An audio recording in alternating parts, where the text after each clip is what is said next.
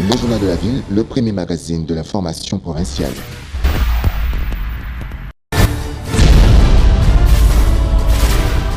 Tout de suite, le journal.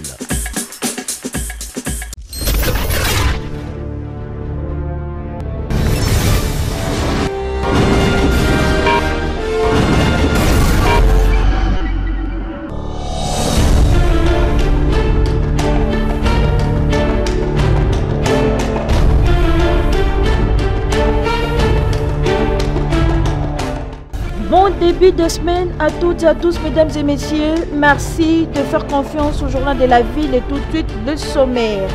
Coup de poing, c'est l'opération lancée par le gouverneur de la ville, Jean-Tiningo Bilambaka. C'est lundi 9 janvier dans les aires matinales sur le boulevard Lumumba, à son tronçon compris entre les périmètres de l'aéroport international d'Indjili en passant par Kingasani, Yasuka, Pascal, Marché de la Liberté, des Bonhommes, les Pomatete, le quartier Banounou et l'Échangeur jusqu'à la première rue dans la commune de Limete.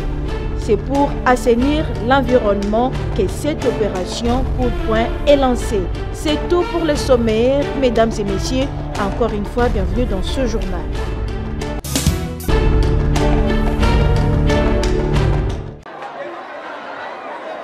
La circonscription électorale de la Lukunga a été en ébullition ce samedi 7 janvier 2023.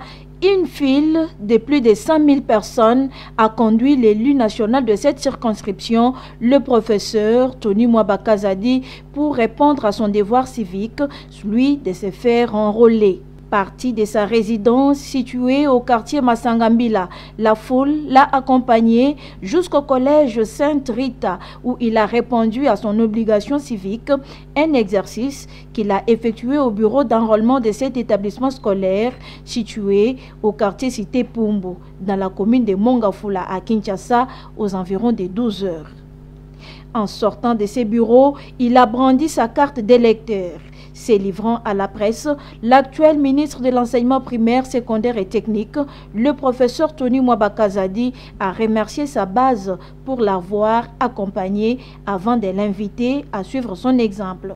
Vous savez que 2023, c'est une année électorale. En décembre, les élections générales vont se tenir au niveau de la présidentielle, législative, nationale, provinciale et même locale, et que le processus a déjà démarré avec l'enrôlement des électeurs. C'est pourquoi je suis venu d'abord moi-même montrer l'exemple pour me faire enrôler et obtenir la carte d'électeur, ce qui me donnera le droit et même le devoir d'accomplir mon devoir civique le moment prochain pour les élections. En même temps, je suis là pour sensibiliser la population congolaise en général et tous les électeurs, tous mes électeurs de Lukunga à pouvoir également faire comme moi, à s'enrôler massivement, parce que le moment venu, l'objectif c'est de donner un deuxième mandat au président de la République, Félix Tshisekedi Tshilombo, parce qu'il le mérite. Nous avons un bilan, et même dans le cadre de notre sous-secteur de l'EPST, pour la gratuité, les parents sont prêts à dire merci au chef de l'État et ces remerciements vont se matérialiser dans les urnes. La base a refusé de le quitter. Il était obligé de s'offrir un bain de foule dans la salle polyvalente de la paroisse Sainte-Rita, où il a livré un message de remerciement et de solliciter le suffrage de toute la population en général et de la Lukunga en particulier pour voter le 20 décembre 2023 le candidat Félix Antoine Tshisekedi.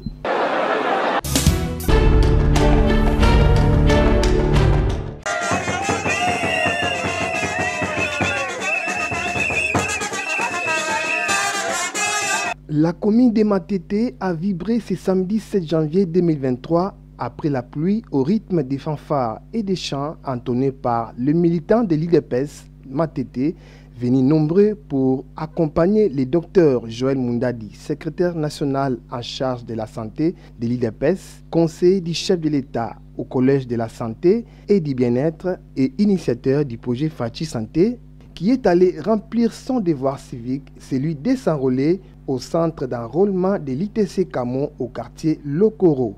Arrivé sur place avec toute sa base, l'homme qui a la confiance d'Augustin Kabouya, secrétaire général du parti présidentiel, le docteur Joël Mundadi, qu'on appelle affectueusement l'espoir de Mwamba et de Matete, a été bien reçu par les agents de la CENI où il a suivi toutes les étapes exigées par ces derniers. L'enregistrement, l'empreinte digitale, la capture et enfin le chef du centre lui a remis sa carte d'électeur qui fait de lui éligible et aussi électeur. À sa sortie, l'homme du peuple a d'abord félicité les chefs de l'État avant de demander à toute la population de s'enrôler massivement afin d'avoir sa carte d'électeur pour donner un deuxième mandat au chef de l'État et aussi avoir la majorité parlementaire aux prochaines élections. Avant tout, je tiens à féliciter le chef de l'État, le président de la République, qui a appelé effectivement massivement la population à se faire enrôler.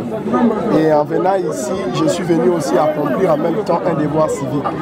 Et j'en profite ensemble avec ma base pour lancer un appel solennel, pathétique, à toute la population de Mwamba ainsi que de Matete de se faire enrôler massivement. Parlant de la polémique sur la carte d'électeur, Joël Mundadi dit ceci. Contrairement à ce qu'on rencontre, je crois que la carte elle est bonne, viable et fiable, il n'y a pas de débat là-dessus. Je venais de me faire enrôler, vous avez vu, j'ai eu même ma carte. Vous avez fait 30 minutes, 40 minutes? Non, j'ai fait moins de 15 minutes. Juste après, l'initiateur du projet Fachi Santé a été accompagné par sa base jusqu'à son domicile.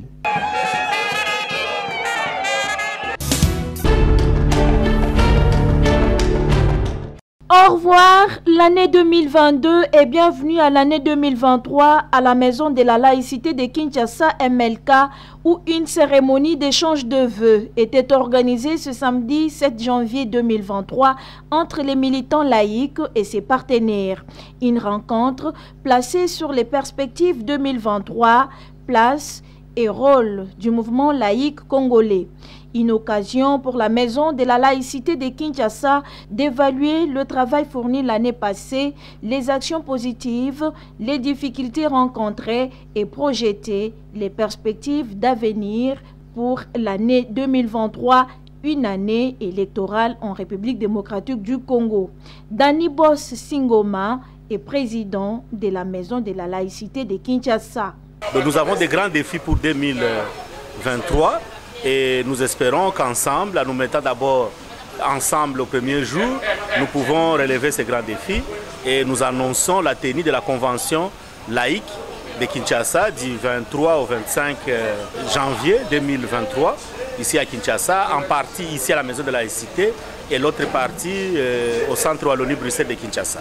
Tout cela, c'est pour que les laïcs congolais soient au centre de tous les enjeux contextuel de 2023, notamment les élections, la protection sociale, le développement en général et tout ce qui s'ensuit. Mais il faut aussi une bonne compréhension de la laïcité et de voir quel est le rôle que peuvent jouer les laïcs effectivement et de comprendre pourquoi la laïcité est inscrite dans la Constitution à son article 1 et que nous devons tous défendre et promouvoir pour le bien de tous. Les élections de 2023 s'approchent. La Maison de la Laïcité, très engagée pour leur réussite, souhaite voir tout le monde participer. Et pour nous, ce qui intéresse plus, c'est que la population puisse participer et soit capable de se choisir ses dirigeants et que les élections soient ouvertes à tout le monde, sans exclusion. Très heureux d'être compté parmi les gens de 2023. Les membres de la MLK et ses partenaires s'expriment.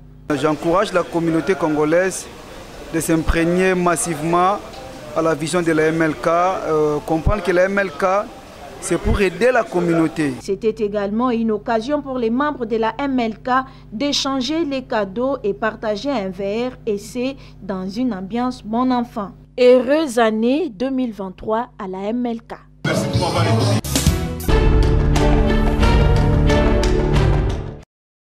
Pour Pour clôturer l'année 2022 en beauté et dire bienvenue à la nouvelle année 2023, les femmes du syndicat interministériel de l'administration publique SIRAP ont organisé autour de leur président, l'ingénieur Paul Yapai Makengo, une cérémonie d'échange de vœux et de partage fraternel ce samedi 7 janvier 2023 à leur siège situé sur Bambili, en Ngiringiri.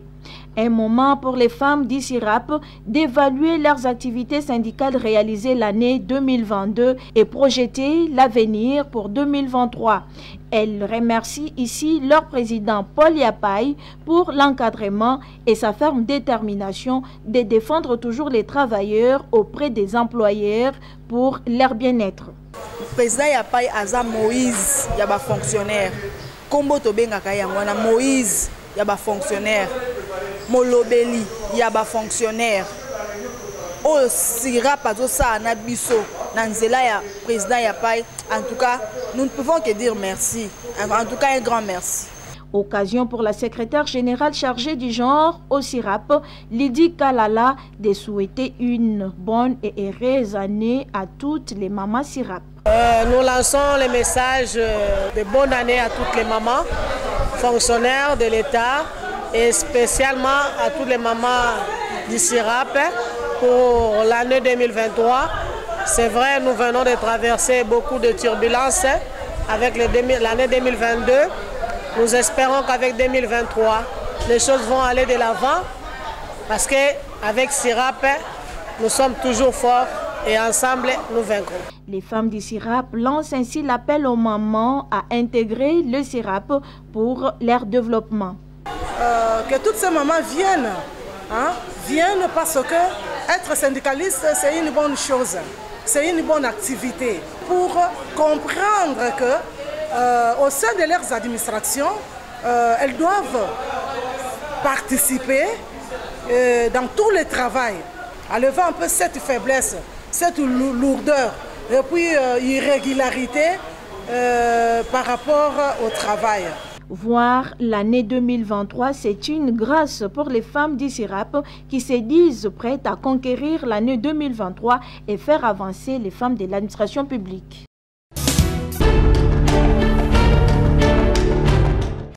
Il vient de totaliser 65 ans d'âge et 33 ans de loyaux services rendus à la nation congolaise. Lui, c'est Mosei Nsambi Godefroy, retraité de la Banque centrale du Congo, BCC.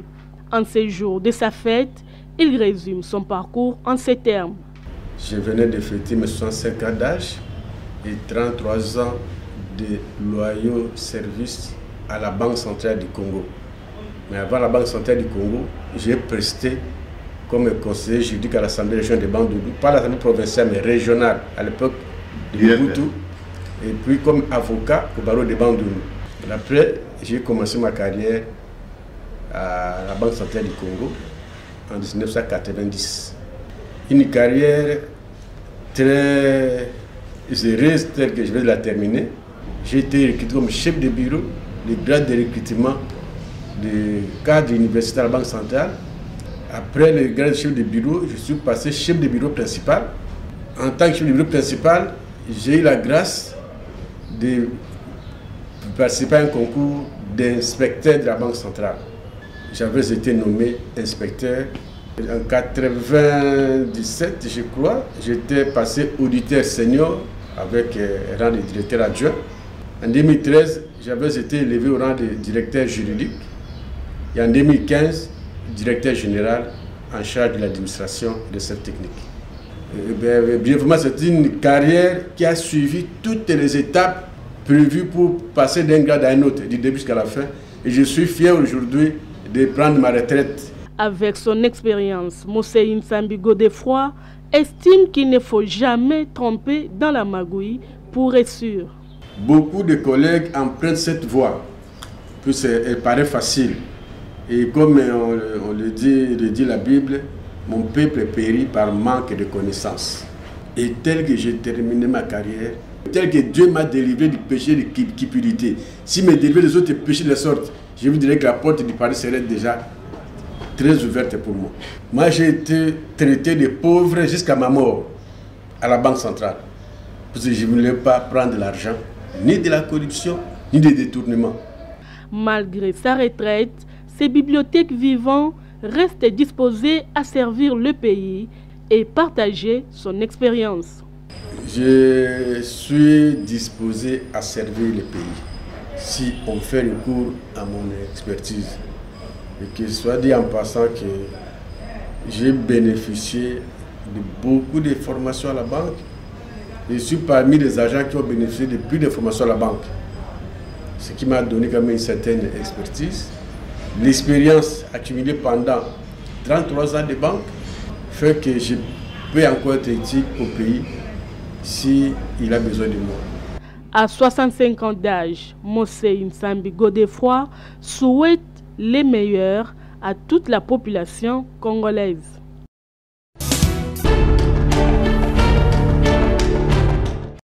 Les jeunes réunis au sein de l'ONG Génie Congolais, coordonnée par l'ingénieur Dodo Balou, viennent d'inventer une table dénommée la table intelligente, fabriquée à base de bouteilles en plastique. Pour permettre la commercialisation de ce chef-d'œuvre, Dodo Balou et les siens souhaitent que le garant de la nation soit leur premier client. Félix Antoine Tshisekedi Tshilombo doit bénir leurs produits, une première dans le continent africain. Toza bilenge oyo touti ko réaliser table intelligente et eza innovation oyo nanu esalamite en Afrique. Donc toza bato liboso to sengi mokonzi mboka azala comme client na biso liboso. Eza demande au biso bilenge to sengi vraiment pardon et à soutenir biso puisque na grandeur il y a innovation to sali ezate ba place ebele mais depuis to bandi ba démarche il y a de cela un mois na Ndambu tisiko sans succès. Ces jeunes inventaires congolais restent convaincus que seul le président de la République Félix Tshisekedi peut aider la jeunesse congolaise à s'épanouir. Muto alobi était pour soutenir l'entrepreneur, comme ça va jeune ba millionnaire, les chef de l'État Félix Antoine Tshisekedi Tshilombo. Alors biso toye ko approcher a aider biso après ça biso coup de pouce puisque yende papa na biso. La table intelligente contient plusieurs fonctionnalités. Sa commercialisation sera un atout majeur pour la République démocratique du Congo. Ndenge bozomona ngona ba image boye ezo faire fonctionner télévision. Oko ikozala na couranté. Ndenge tozana ba problème ya ba coupure intempestive. Oko iko utiliser table intelligente na yo. Ozana na lumière te na ndako. Ezana ba système ya automatique une fois témoin présence à mutu na salon et puis si lumière.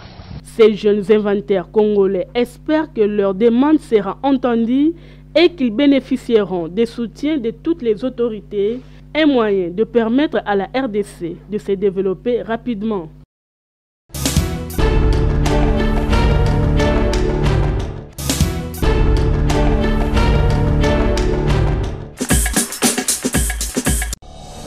Nous sommes arrivés à la fin de ce journal de la ville. Mesdames et messieurs, merci de l'avoir suivi.